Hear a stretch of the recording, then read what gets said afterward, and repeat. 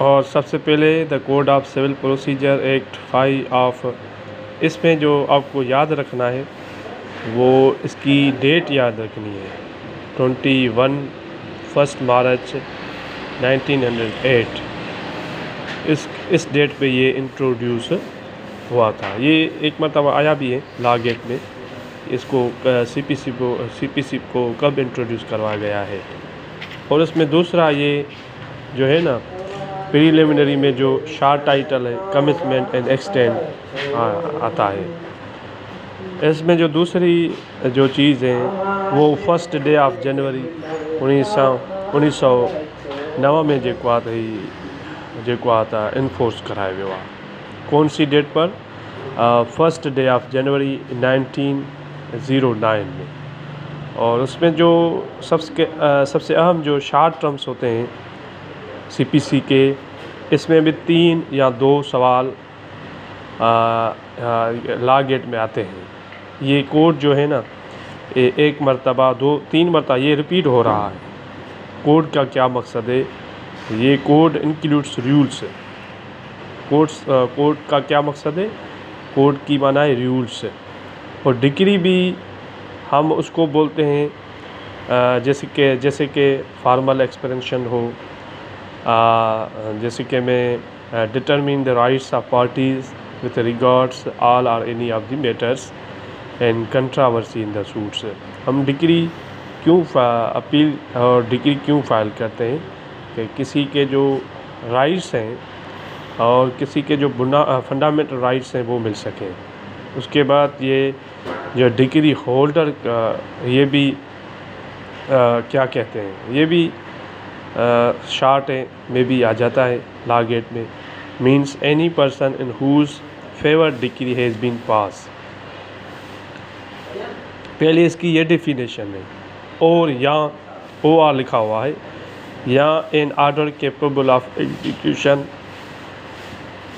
Has been made. यानी CPC में district का क्या मकसद है? डिस्ट्रिक्ट हम उसको बोलते हैं जिसकी jurisdictions हो, means the local limits of the jurisdictions of principal civil code of original jurisdiction, here and after called a district court, and include the local limits of the ordinary civil court। उसके बाद जो foreign court हैं जो situated behind the limit of Pakistan, foreign में है। means a court situated behind the limits of Pakistan which has no authority in Pakistan and not established or continued by the federal government।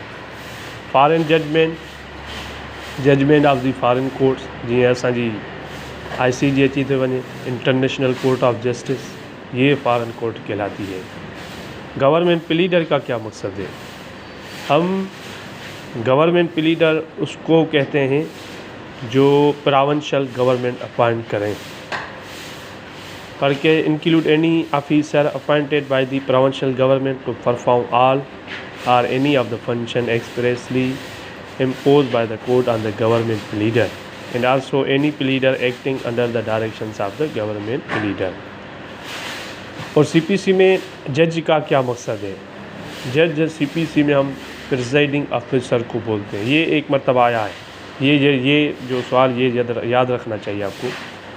तो जज का मकसद civil court, presiding officer of a civil court. जी का मकसद है gate में पहले मरतबा आया था। जजमेंट का क्या मकसद है? ये भी आया है। मीन्स जजमेंट उसको कहते हैं जो जज स्टेटमेंट दे। Means statement given by the जज of the grounds of decree और ऑर्डर। उसके बाद 10 आ जाता है judgment debtor. Means any person against whom a decree has been pass. Judgment debtor हम उसको बोलते हैं। ये आया है। ये कैसे लॉ गेट में आते हैं? मीन्स के लेकर हैज़ बीन मेड सारी स्टेटमेंट देते हैं और पूछते हैं ये क्या है। जजमेंट डेटर है, जजमेंट होल्डर हैं, ऐसे हिसाब से पूछते हैं।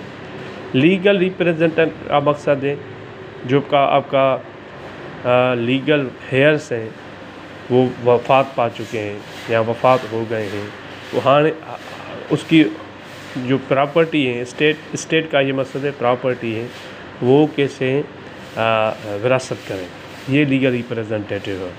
Means a person who in law represented state of disease person and include any person who intermediate with the state of decease, where a party sue or sue representative character the person on whom the state devolve on the death of party so suing or sue।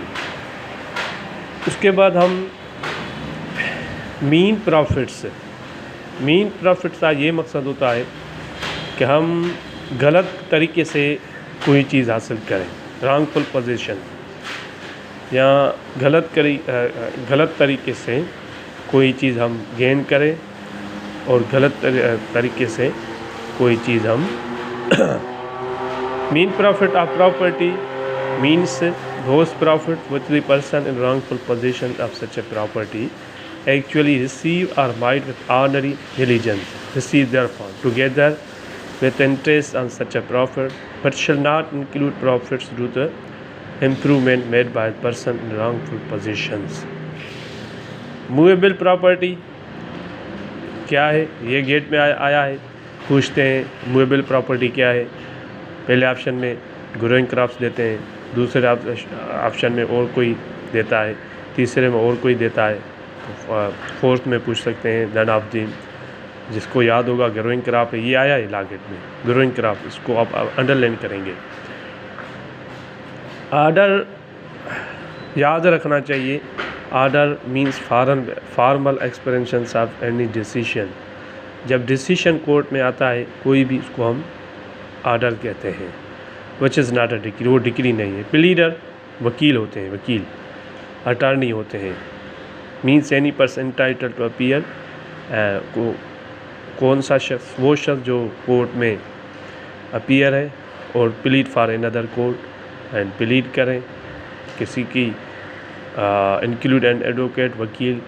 Prescribe का क्या, prescribe का मकसद ये है written rules, prescribe by rules. Public officer में हम सब जो भी हैं पब्लिक ऑफिसर हैं। सीपीसी ये बताता है हमें। Means a person following under any or the following description.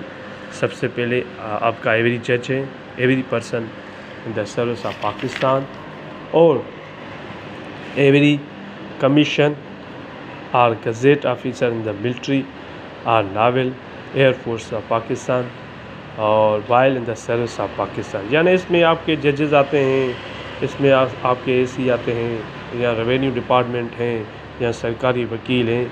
वो क्या है, वो सब एवरी पब्लिक ऑफिसर है।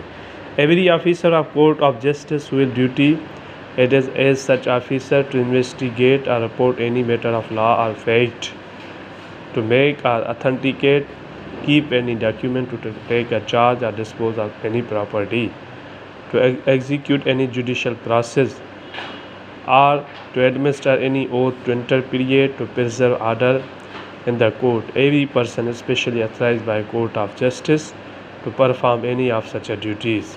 उसके बाद ई आता है, every person who hold any office by virtue of which he is empowered to place, keep any person in confinement.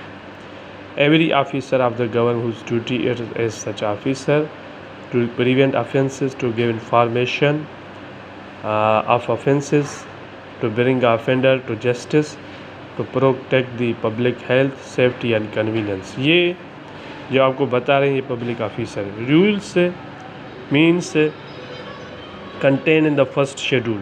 Schedule आप चेक करेंगे, इसमें शेड्यूल होते हैं सीपीसी में, शेयर एंड कोऑपरेशन, साइन, और ये आपको याद रखना चाहिए सबऑर्डिनेशन ऑफ कोर्ट। ये 2 और 3 मरतबा लागत में आया था। और उसके बाद जो है कैसे आते हैं, ये for the purpose of this court the district court is subordinate to the dash high court and every civil court of grade inferior to that of district court and every court of small का subordinate to the high court and बस आगे न ॾींदा आहिनि। ये space खाली छोड़ देते हैं डिस्ट्रिक्ट कोर्ट, ये किसी को याद नहीं होता है। ज्यूरिसडिक्शन में भी दो किस्म की ज्यूरिसडिक्शन होती है, एक पेक्यूनियरी ज्यूरिसडिक्शन होती है और उसके बाद दूसरी जो है माना लिमिट होती है। तो मजिस्ट्रेट आपके केस सुनेंगे, कितने 2 लाख के होते हैं, 2 लाख की प्रॉपर्टी होती है, 5 लाख की प्रॉपर्टी होती है, लिमिट होती है।